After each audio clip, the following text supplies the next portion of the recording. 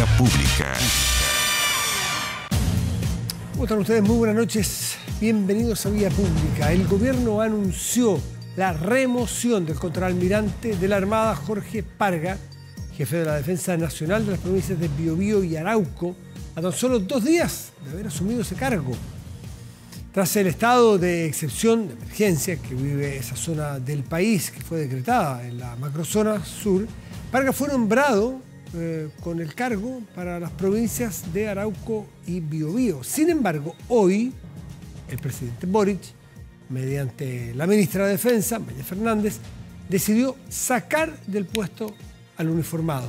La remoción de Parga se produce tras las críticas de la familia de Manuel Rebolledo, un joven fallecido durante el estallido social en un atropello, justamente por un vehículo de la Armada. En ese momento, el almirante Parga había defendido el accionar de su funcionario, diciendo que estimaba que era totalmente inocente.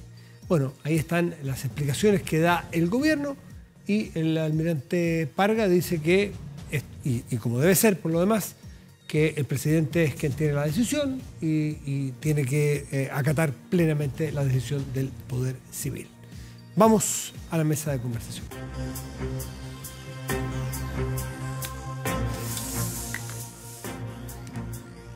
Bueno, y nos acompaña aquí en el estudio la delegada presidencial de la región metropolitana, Constanza Martínez. Delegada, buenas noches, gracias por estar aquí. Muchas gracias por la invitación, buenas noches. Bueno, para conversar temas que no son del todo muy agradables, más bien son temas preocupantes, pero de los cuales hay que hacerse cargo. Y hace rato la seguridad se ha tomado la agenda. En la región metropolitana quizás el hecho más fuerte que tenemos en la memoria reciente es lo de Meix, ¿no es cierto? Una muerte lamentable. Pero lo que ocurrió ayer en el metro de Ñuñoa, partamos por ahí, tenemos el símbolo del metro ahí que nos respalda.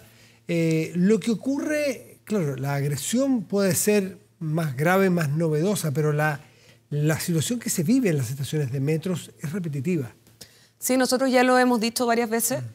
El tema del comercio ilegal en la región metropolitana ya se ha transformado en unas verdaderas mafias de crimen organizado, que básicamente lo que han hecho es que se han tomado espacios públicos de todos y de todas, y como gobierno estamos muy preocupados por esta situación y muy ocupados también. Desde que ingresamos al gobierno fue desde las primeras prioridades que nos puso el Ministerio del Interior y el presidente, y por lo tanto nosotros hemos estado trabajando en esa línea, y lo de ayer es uno más de los hechos que hemos ido recolectando. No es la primera agresión. Esto fue muy grave. Fue muy grave, y además hubo algunas informaciones medias confusas. Se dijo que era un operativo policial en el vagón del metro, y la verdad es que tuvo que ver más con una riña que se pasó a mayores, pero habla mucho de la necesidad de reforzar también la seguridad privada, que muchas veces no está regulada, pero también el que este tema no es un tema puntual, no es un tema solo de Ñuñoa, solo de Barrio Meix, sino que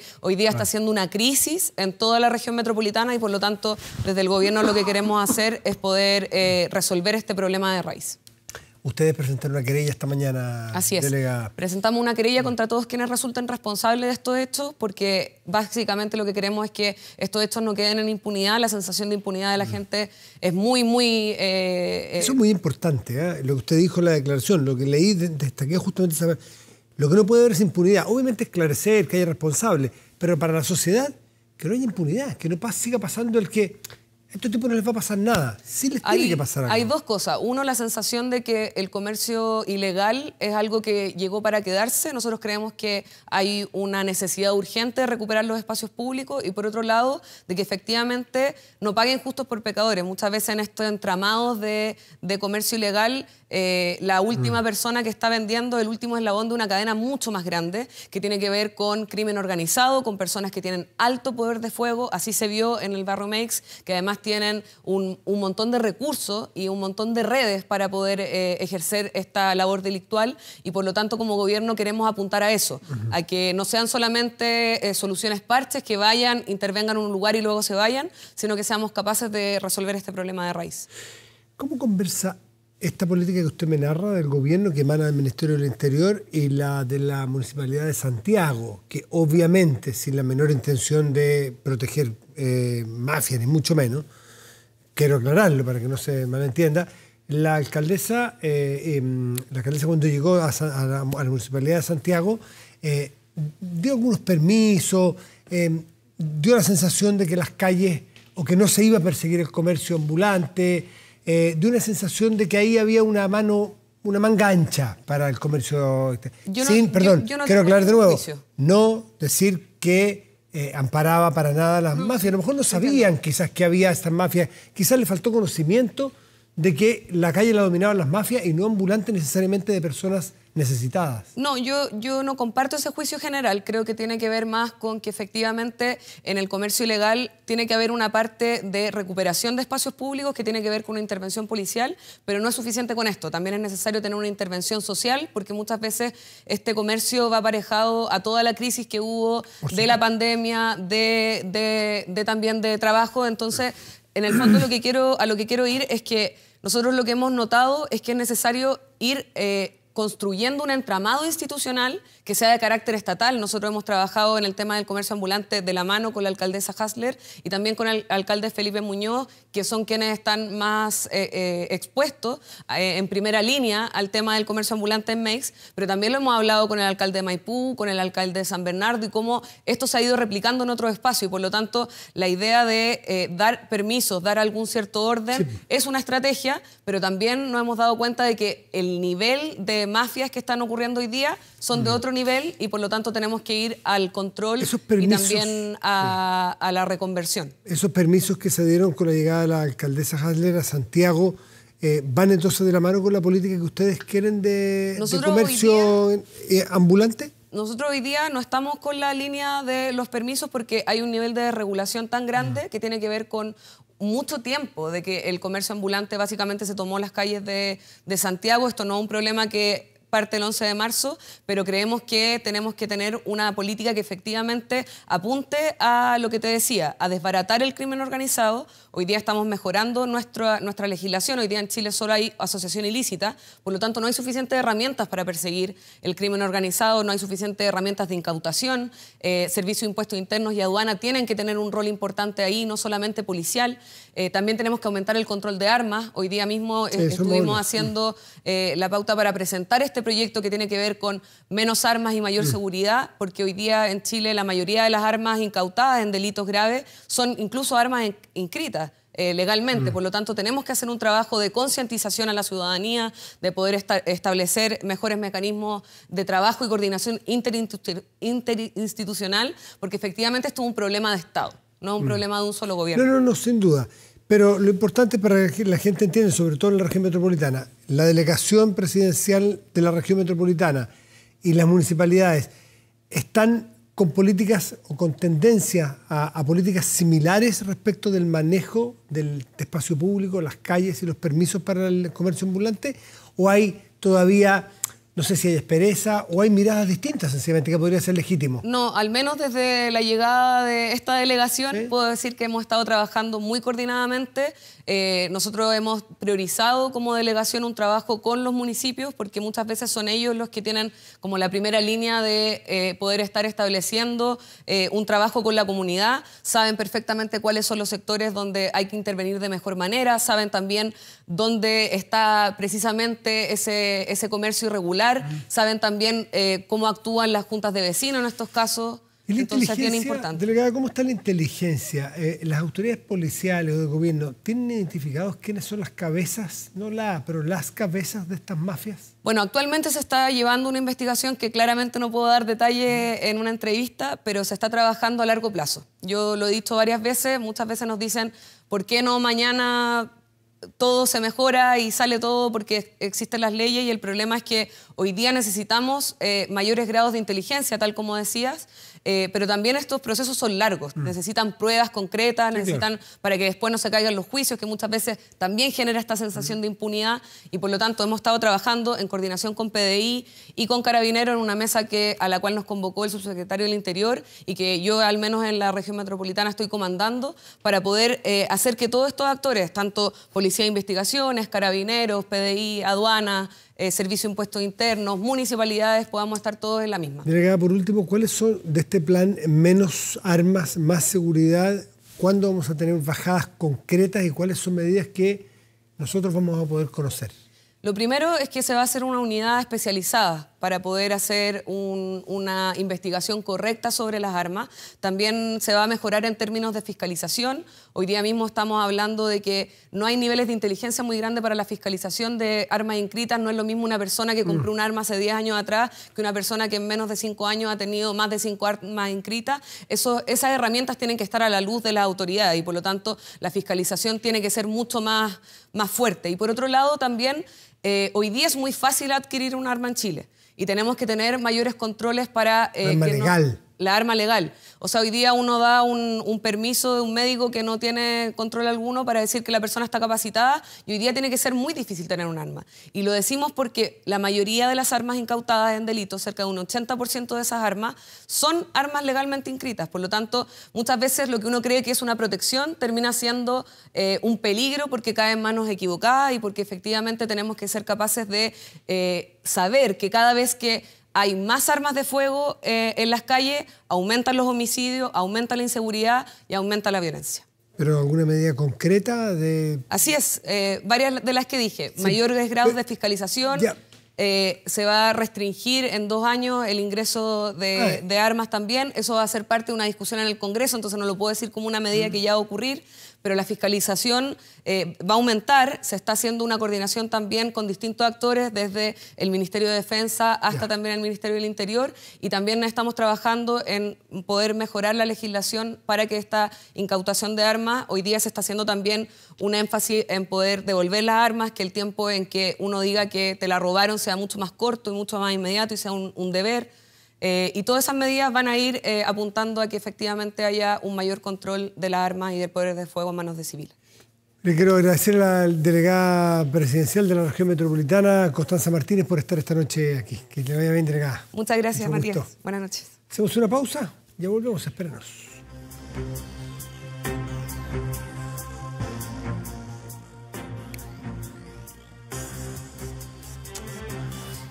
Chile es más que una ciudad y estar donde quieras es posible. Hoy los horizontes se expanden para todos y nuestra red no para de crecer. Ahora también en 5G para darte más y una mejor conexión. WOM, nadie te da más. Bueno, nos complican hace días ya los números, podríamos decirlo, los números o que representan contagios. Y lamentablemente no solamente nos preocupa lo que ocurre con contagios de coronavirus, de lo cual vamos a hablar, nos preocupa también contagios que se han dado en influenza, que las últimas 2 semanas han tenido una alza muy importante. Y también a la distancia todavía, ojalá se mantenga así, muy lejos, esto de la viruela del mono. Tenemos muchos temas sanitarios que conversar y para eso tomamos contacto con Leandro Carreño. Él es inmunólogo, es investigador del Instituto de Ciencias Biomédicas de la Facultad de Medicina de la Universidad de Chile y director alterno del Instituto Milenio de Inmunología. Leandro, buenas noches, gracias por recibirnos. ¿Cómo estás? Buenas noches, Matías, gusto saludarte. Igual el mío, pues el nuestro, ¿no? No perder tiempo. Partamos por lo que hace 2 años nos tiene ocupados y preocupados. Coronavirus que está mostrando signos crecientes de contagio. Estamos con 6.000 casos, aproximadamente cifra más alta en 7 semanas. La ministra el fin de semana nos dijo aquí que incluso en el peor escenario que pudiéramos ponernos por ahora, con el ámbito de conocimiento que tenemos del virus hoy, sería imposible que tuviéramos que cuarentenarnos. ¿Cómo ves tú el panorama en general? Bueno, yo me acabo de recuperar de COVID hace una semana, wow. La verdad. ¿Y estabas vacunado? Sí, estaba con todas mis dosis al día y la verdad fue muy leve. O sea, no tuve una gripe acá. Yo tengo un hijo chico, sí, de 1 año y medio y estamos un poco más preocupados por eso, pero los niños generalmente evolucionan leve. Y bueno, a pesar de que nosotros tenemos medidas de cuidado súper extremas, yo trabajo en el tema y por supuesto tenemos un poco más de riesgo de exposición. No pudimos corrernos tanto hacia la infección y eso yo creo que las razones son primero que ya estamos en una apertura mucho más total, digamos.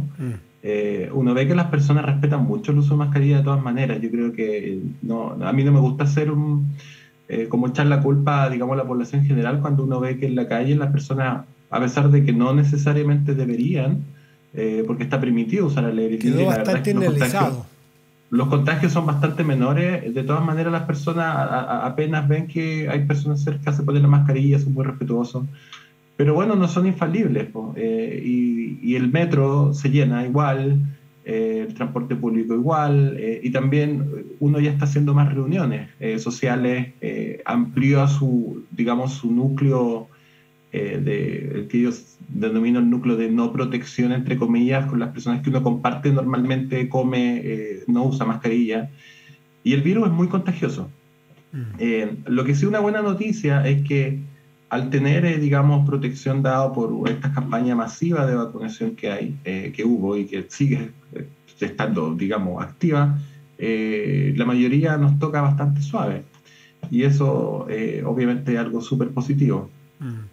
Sí, eso ayuda. Ahora, mientras no sepamos de alguna variación, hemos sabido de variaciones, pero una variación que sea altamente peligrosa, que llegue a Chile, porque si pasa algo así no nos puede pillar con los brazos caídos, pues, de no vacunarnos, de dejar pasar el tiempo. Esas cosas son realmente importantes. ¿Cómo ves tú que ha sido el manejo de la percepción de riesgo de la autoridad? La verdad es que es complicada la pregunta porque yo creo que se conjugan varios factores. Uno siempre puede ser como sobrecrítico y decir como que la percepción de riesgo ha bajado, por ejemplo. Pero también el momento epidemiológico al que estamos viviendo, las condiciones han cambiado mucho. Primero, ya no hay cuarentena. No creo, para responderte a la pregunta que hiciste al inicio, no creo que volvamos a tener cuarentenas como las vivimos anteriormente, porque ya la población tiene inmunidad, digamos.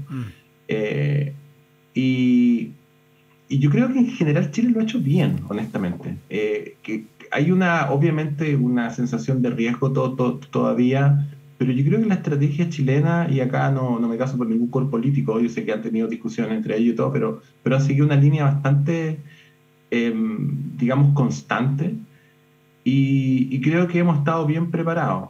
Obviamente no ha sido perfecto, hemos tenido que lamentar un montón de muertes, eso ha sido bien lamentable, pero cuando uno pone un prisma comparativo con otros países, uno ve que la estrategia chilena ha sido buena. También hemos tenido suerte desde el punto de vista epidemiológico, porque las vacunas todavía están dirigidas contra el virus original. Lo más probable es que en un corto tiempo, claro, y seguramente en los años venideros, vamos a tener vacunas anuales, por lo menos por un tiempo, que van a estar diseñadas para las variantes. Va a ser como un boost, un refuerzo, pero diseñado contra la variante de interés. Lo más probable es que esto se va a hacer un seguimiento epidemiológico muy, muy similar a lo que ocurre con la influenza. Seguramente podemos tocar ese tema más adelante. Por lo tanto, vamos a tener que acostumbrarnos a que vamos a recibir vacunas seguido, lo más probable.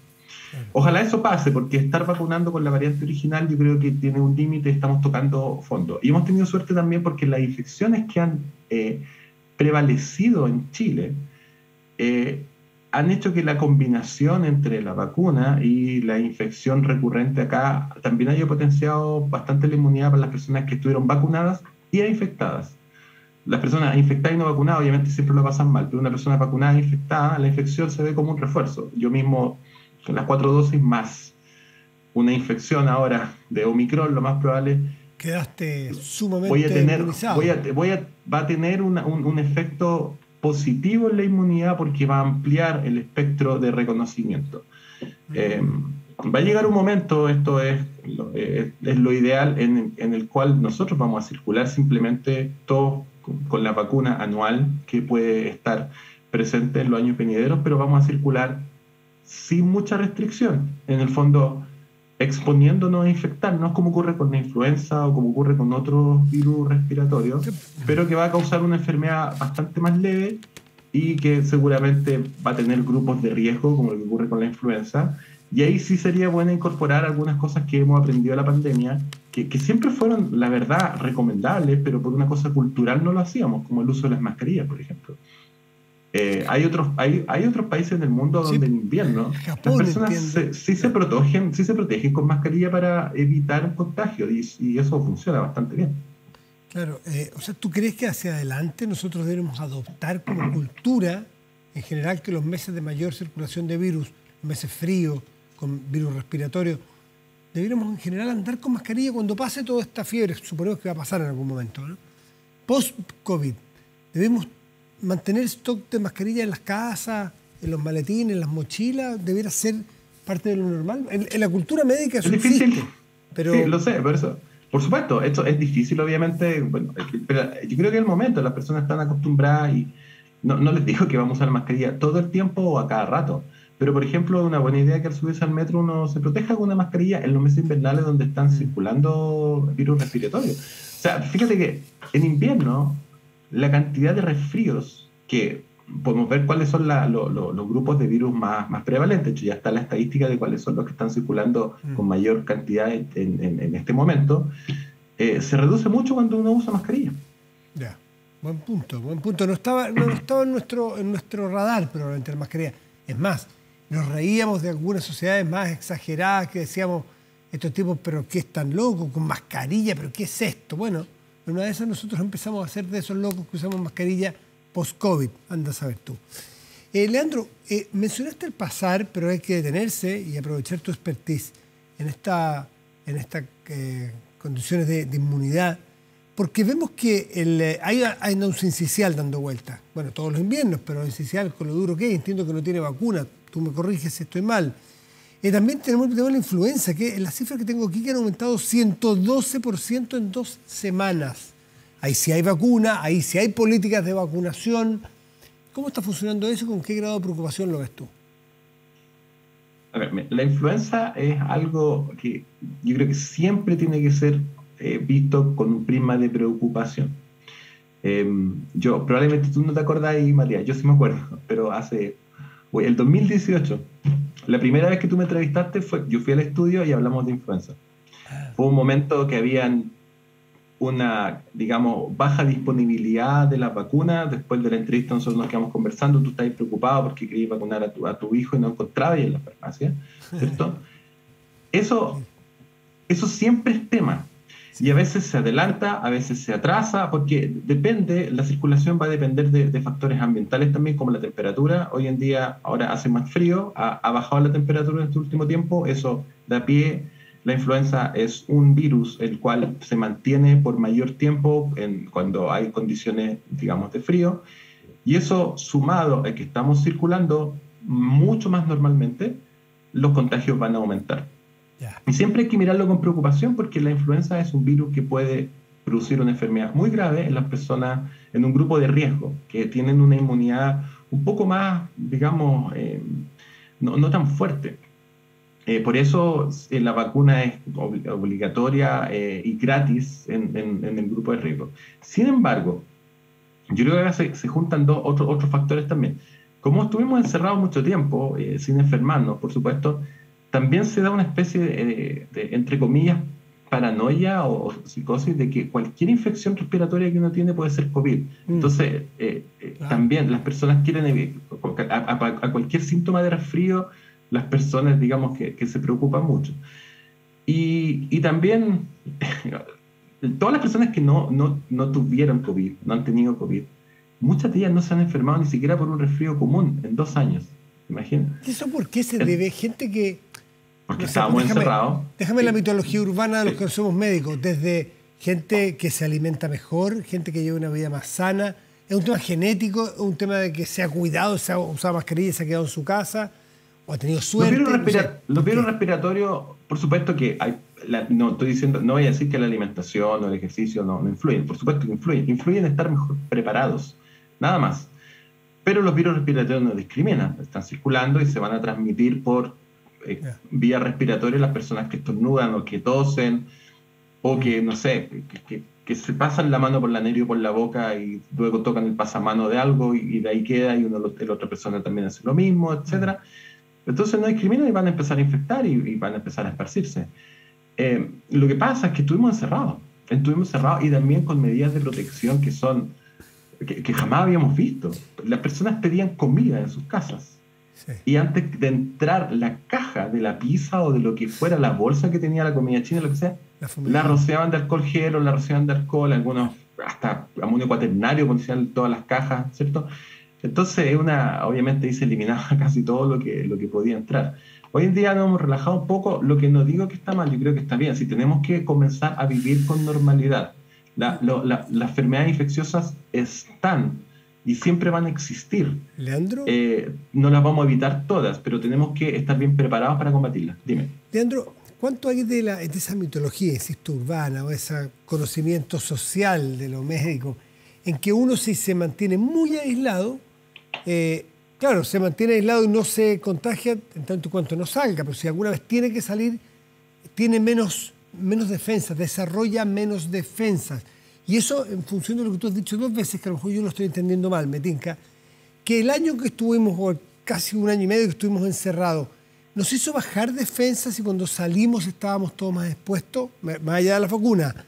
Porque cuando uno se rodea mucho de otros, transporte público, oficinas, trabajo, estudio, ¿el cuerpo está desarrollando más defensas en el día a día o eso no es tan así?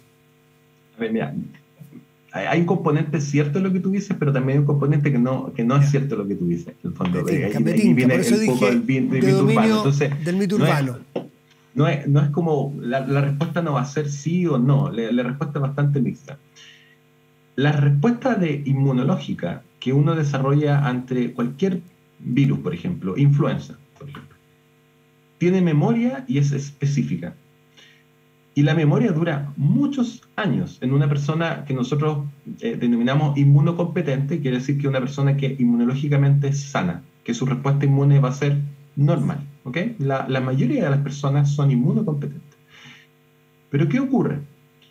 Que es una situación aparente que baja la respuesta inmune, no es que realmente baja. Si una persona estuvo encerrada, por ejemplo, 10 años y sale a la calle 10 años después y se enfrenta al virus de la influenza, está la sensación aparente de como que, oye, mi respuesta inmune no bajó y ya no puedo defender. Claro. No es eso. Lo que pasa es que el virus de la influenza muta y muta extremadamente rápido y con una extrema variabilidad. Por lo tanto, la respuesta inmune que esa persona tenía 10 años atrás sigue siendo alta, pero va a ser alta para el virus que reconoce hace 10 años atrás, que ya no existe. Claro, no actualizó el sistema operativo de la persona. Exacto. ¿Qué pasa? La mayoría de los virus que son de interés de salud pública porque nos causan enfermedades que nos vamos a pasar mal, son justamente virus que cambian, que mutan mucho. Y por lo tanto, ¿qué pasa si no estamos encerrados? Ahora voy a poner el otro caso, la persona que, bueno, no vamos a hacer 10 años porque fue mucho, pero 2 años. Una persona que se vacunó hace 3 años con influenza, se le olvidó ponerse las vacunas los 2 años que vino y ahora se enfrenta a una nueva influenza. Bueno, se infectó con influenza el año anterior y el año anterior al anterior. Y eso funciona como un refuerzo de la respuesta inmune con una influenza que fue distinta a la que se vacunó, que va a ir cambiando, que cambió el año 1, cambió el año 2. Cuando llega al año 3, el tener ese refuerzo de los 2 virus de años anteriores, que eran ya un poco distintos, va a hacer que esté mejor preparada que una persona que se vacunó y se encerró y no vio nada. ¿Te fijas? Pero es porque ese virus en particular va cambiando.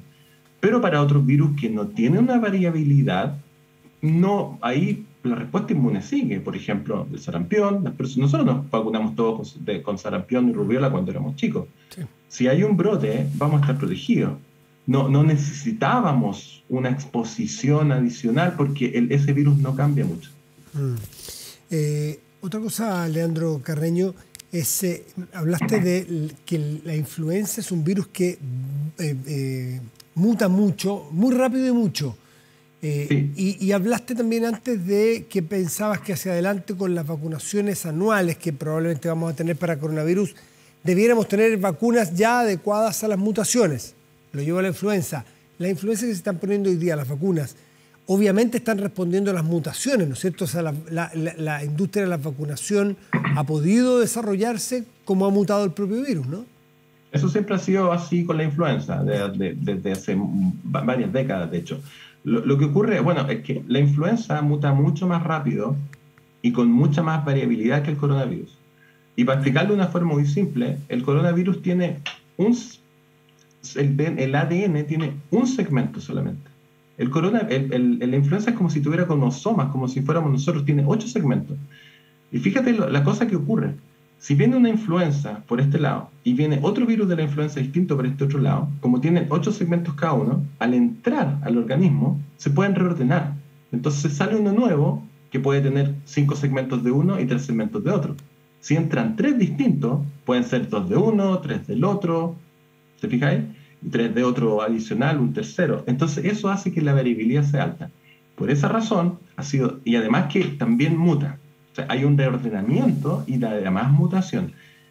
Por esa razón ha sido tan difícil tener una vacuna universal contra la influenza y por eso se hacen sistemas de vigilancia anuales, tanto en el hemisferio norte como en el hemisferio sur, para saber cuáles son los virus que con mayor cantidad van a circular. Y las vacunas que se administran anualmente, y por eso son anuales, son distintas y van respondiendo, están diseñadas para las variantes de interés que están circulando en ese invierno en particular. Nosotros tenemos la suerte, entre comillas, que nos toca el verano después que el hemisferio norte, entonces ya tenemos las vacunas listas por lo que circuló en el hemisferio norte. Claro.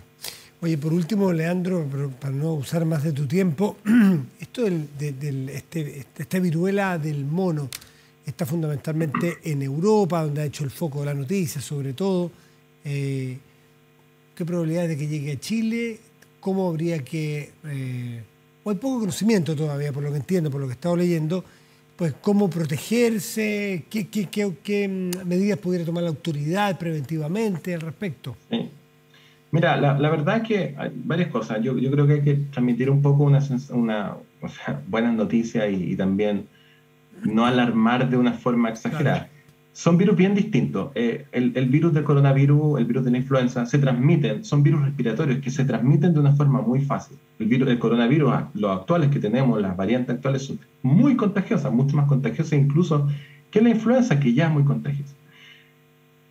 Todos los virus asociados a viruela, ya no tenemos viruela humana afortunadamente, pero la viruela del mono, la viruela de la vaca, la viruela del gato, que son enfermedades que tienen estas como pústulas en la piel, ¿okay?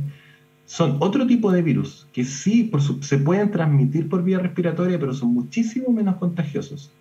La mayor vía de contagio es por contacto directo, porque las personas que tienen esta herida, que vemos, que las personas pueden ver la foto de estas como llagas, como costras que se generan, ahí está el virus. Es un virus cutáneo, la familia de se llama Orthopox viridae. Hay algunos virus de transmisión sexual que en los genitales dan esas costras. De hecho, hay una enfermedad de transmisión sexual muy conocida que se llama molusco contagiosa, que es de la misma familia, ¿okay? y se contagian de esa forma. Por eso se ha hecho mucho hincapié a que puede haber una transmisión sexual, claro, involucrada en esto, pero no es la única vía de contagio, pero es menos contagioso.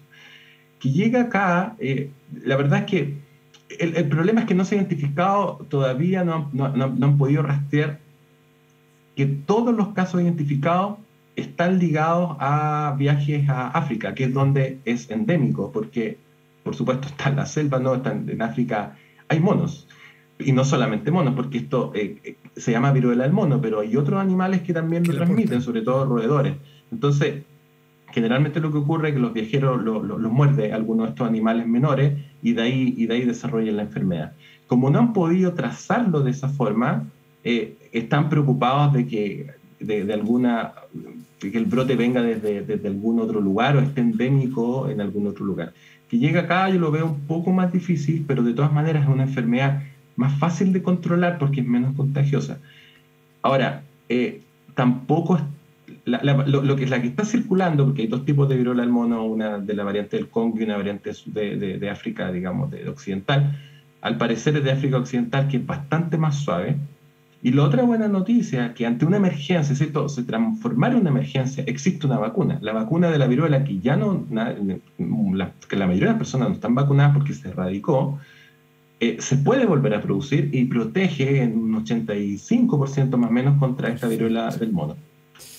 Bueno, Leandro Carreño, inmunólogo, investigador del Instituto de Ciencias Biomédicas de la Universidad de Chile. Muchísimas gracias por estar con nosotros.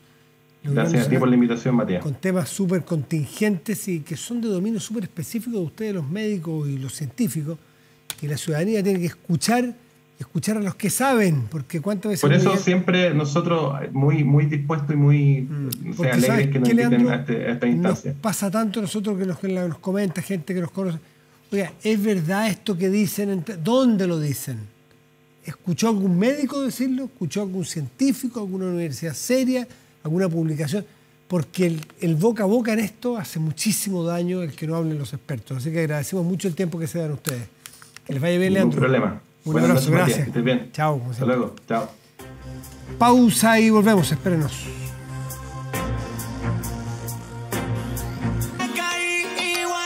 Estamos de vuelta en Vía Pública. Revisamos el tiempo de inmediato. La temperatura en la región metropolitana en este momento es de 10 grados Celsius. El cielo está parcial.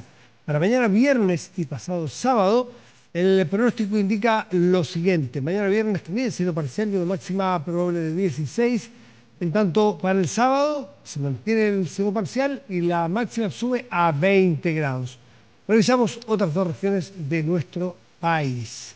Y vamos a Ovalle, en la región de Coquimbo. Estará nublado con 20 grados de máxima probable. Y vemos ya chubascos en La Unión. La Unión es región ya de los lagos o yo creo que de los ríos todavía. Tengo una confusión. Yo creo que todavía en los ríos, porque hubo una división hace poco tiempo ahí. Lo vamos a corregir, lo vamos a chequear, pero creo que en los ríos. Bueno, saludos a la gente de La Unión, que era un poco antes de Osorno. Por eso está mi duda a qué región pertenece. Mañana tendrá chubascos y tendrá 13 grados de máxima probable. Así que ya lo saben. Me confirman, Los Ríos, región de Los Ríos. Estaba casi seguro, pero aquí nos equivocamos tanto como todos los demás. Vamos ahora a despedirnos con un tipo de música. Esto es un fenómeno muy impresionante. No se veía, me decían los expertos, desde los prisioneros que llenaron estadios nacionales de una manera impresionante, histórica. Bueno, se esperaba un éxito, sí, de todas maneras, pero superó todas las expectativas. En poco más de 5 horas, Daddy Yankee, el máximo exponente del reggaetón en el mundo, agotó las entradas de los 3 conciertos que llevará a cabo en Chile en septiembre de este año. Será en el Nacional. La gente me decía que había filas virtuales de hasta 1 millón de personas. Claro, muchas personas tenían un computador, un teléfono y más de una pantalla abierta, intentando comprar una entrada. Por lo tanto, no necesariamente había 1 millón de interesados. Pero sí, esto es impresionante la demanda que tienen estos artistas en Chile, ¿eh? El puertorriqueño se presentará a capacidad completa en el Coloso de Ñuñoa, en el Julio Martínez, el 27, el 28, el 29 de septiembre. Si tuviera más fechas, probablemente ya el día nuevo, ¿no? Bueno, esto en el marco de la última Vuelta World Tour. Claro, marca el fin de su carrera musical, la despedida de Daddy Yankee. Inicialmente estarían a la venta las entradas para un único concierto, pero fue imposible. Dado el éxito de ventas, se agendaron 2 más en el mismo resultado. Todos los tickets completamente agotados. ¿Quién sabe si sale otra reunión, otra fecha? De fondo escuchamos Rumbatón, parte de su último disco de estudio con el Big Boss, donde este Big Boss dice adiós a los escenarios luego de 30 años de carrera. Ha estado varias veces en Chile. Con Daddy Yankee nos despedimos. Con Rumbatón pedimos vía pública. Muy buenas noches y gracias por venir.